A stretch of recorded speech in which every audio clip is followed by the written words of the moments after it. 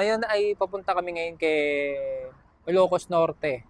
Ilocos Sur pala, sorry. Ay dahil meron kaming ikakabitan na signage. So, isa to sa kilalang restaurant dyan sa Ilocos Sur. Ayan. So, ngayon, kakakabitan namin sila ng signage. Nagpagawa sa amin.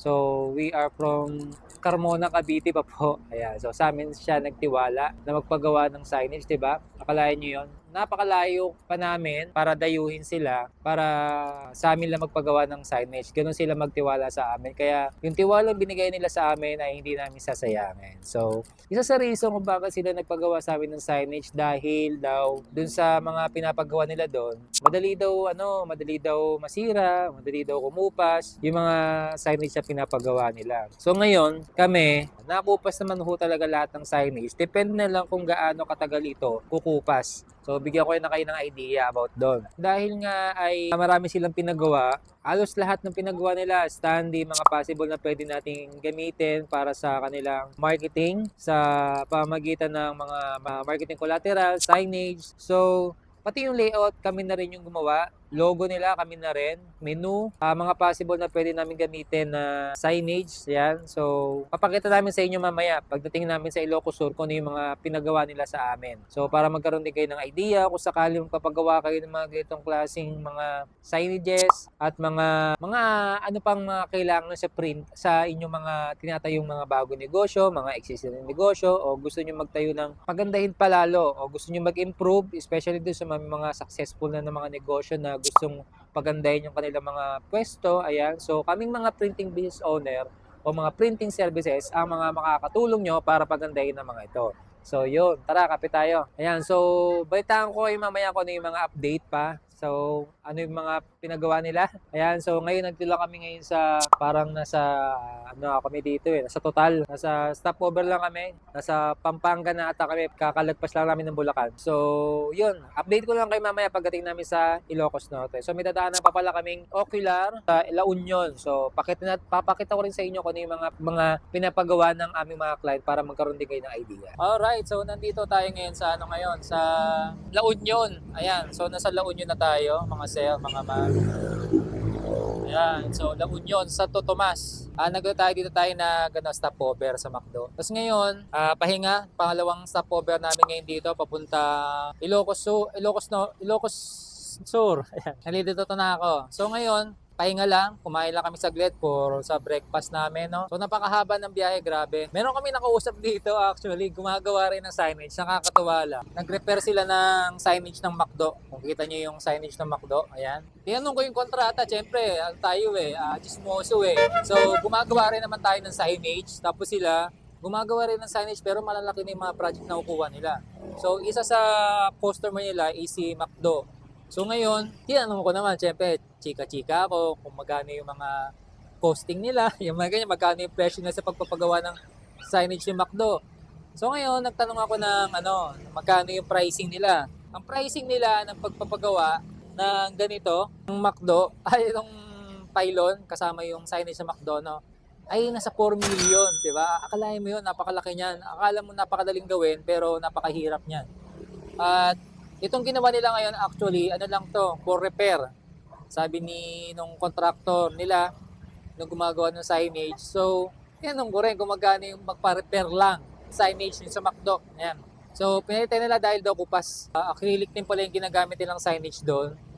And then, umabot din ng 480 yung gastos nila o yung pinagawa ni McDo. Akalain nyo yun, di ba?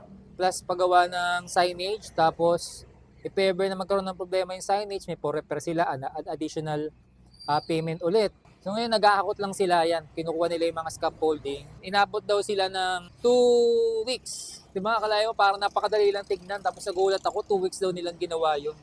Diba? Sa worth 480,000, pagpapalit lang ng acrylic. Daw yung ginamit nila dyan na materyales. Tsaka yung pinalitan nila doon. So, nag-chika na rin ako kung ano yung mga materyales o yung mga framing or mga ginamit na materyales sa taas, mga acrylic diffuser lang din pala na colored. So yun, at least nagkaroon tayo ng idea kung ano yung mga ginagawa ng mga klaseng diskarte o mga materials na ginagamit sa mga ganitong kalalaking signage. Malay natin, di ba, may makuha tayong ganitong soon na project in the future, at least nagkaroon na tayo ng idea. Tsaka hindi tayo mangangapa na magtanong o mag-quote kung sakali na tayo ay wala rin na makakuha rin ng mga ganitong kalalaking signage. So tara, pupunta na kami ng La Union. So kita-kits tayo sa La Union para makita natin kung ano ipapagawa ng isa sa aming mga clients. So ngayon ay successful ang ating installation ng ating mga signages dito sa Ilocos Sur. Ayan, so madilim na ata ako, hindi nyo nakakita. Ngayon ay nakabitan na namin yung tarpaulin. Ito yung mga ginawa pala namin dito sa Ilocos Sur, no? Tarpaulin, mga standee. Ayan, yan yung mga pinagawa sa atin. Standee, signage. Ayan po, nakita nyo ba? Ayan. So yan yung pinagawa sa atin na two-sided back-to-back po yan. At syempre meron din tayong mga poster using Sintra board din po yan para pangmatagalan. Pang indoor-outdoor. Tapos may solar na rin pala itong pinalagay ni Ma'am Robilyn. Ayan. So para in case na kasi dito totok talaga yung araw, suggest niya na lagyan ng ilaw pero ilalayo kasi niya kaya possible para hindi mahirapan sa ilaw, sa lightning. So we suggest na solar na lang yung ilagay para mahirapan sa kuryente. So yung ngayon, ito naman pinagawa nila na signage. Yan. So two-sided print po yan. Two-sided print. Isa. Tapos ito po yung isa. Ayan. So kabilaan po yan na round. Usually, ang pinagawa po sa amin dito, 4 feet po talaga yung malaki. So, yun. So, ngayon, ay, ang pinagawa naman nila yung menu board. So, ito yung menu board. Papakita ko sa inyo kung ano yung tsura. Ayan. So, ito yung menu board na pinagawa nila Ma'am Robilyn. Napagawa pa rin pala sila ng ito pala yung pinagawa nilang isa pa. So mga table numbers, made in acrylic din na 1 to 15 pieces din yung pinagawa nila Ma'am Robilyn. Dito na nagtatapos ang ating istorya sa pagkakabit ng aming signage dito sa Ilocos Sur na si Don Candos Eatery. Ayan. So, yun lang kung meron kayong mga kailangan ng mga signages. I don't forget to follow na lang din yung aming page na RGB Print Ads. Siyempre din si Marqueo Mesa. Basta kung may mga katanungan kayo, message nyo lang po si RGB Print Ads para sa inyong mga negosyo. Kung meron kayong mga inquiries about sa mga signages, menu, logos. Ayan. So, we cater for you. Ayan. So, yun lang at maraming salamat po at galing natin sa mga negosyo and God bless po.